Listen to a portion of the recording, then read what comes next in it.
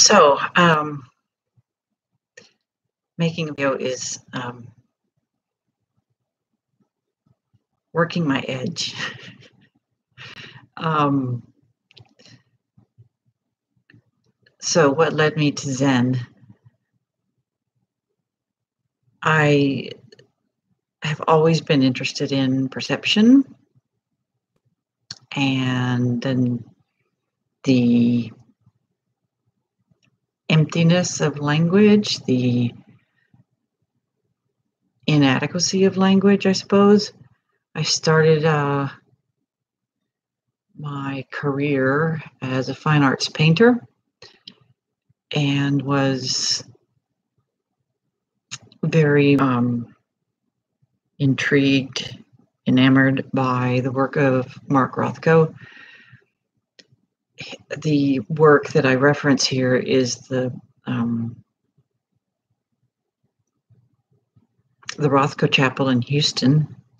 And if I were technically adept, I would be able to be showing you an image of the Rothko Chapel instead of what you're seeing now, because to me that chapel is a wonderful embodiment of the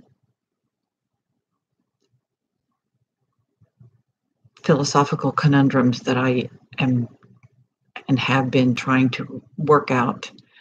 Mark Rothko has made this octagonal chapel and it's all gray. The walls are, a muted color, and then there are enormous, I guess probably 10, 12 foot high and 15 foot wide canvases that are mostly black. And there are these canvases, there are variations a little bit among the canvases, but the point is that you walk into this chapel and there's a felt sense of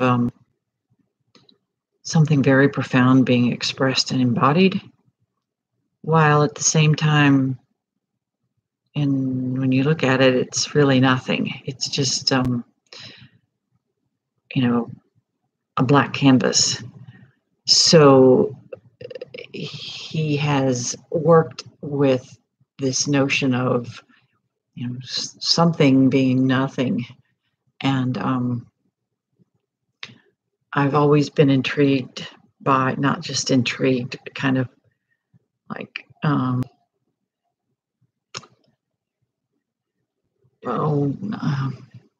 possessed, perhaps, just very, very, very interested in understanding the nature of the mind, the nature of infinite space, the vastness.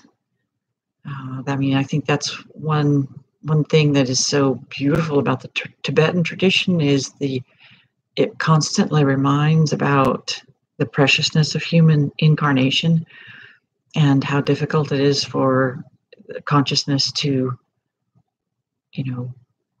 become physical. And so it is very precious, and I love that. At the same time, the understanding of the changeability and suffering and the causes for suffering, the self, are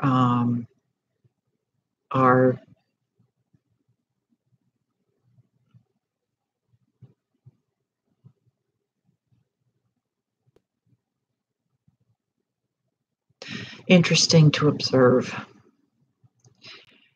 And so emptiness helps to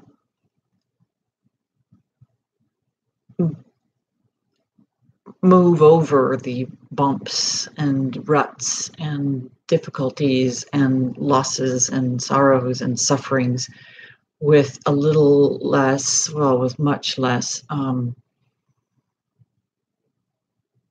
residue of pain that that goes with it. So emptiness is what led me to Zen. And I am still interested in perception because I think that is part of knowing the mind and knowing the way things are. Zen is quiet. Zen is empty.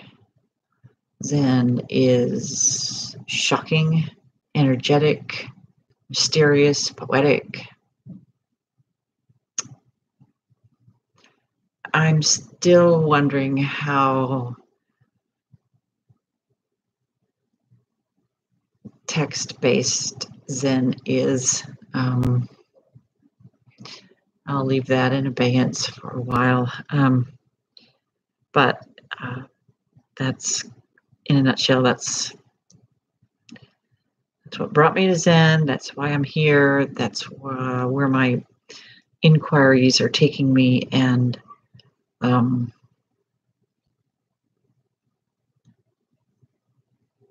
knows where I'll go from here. Thank you for watching this.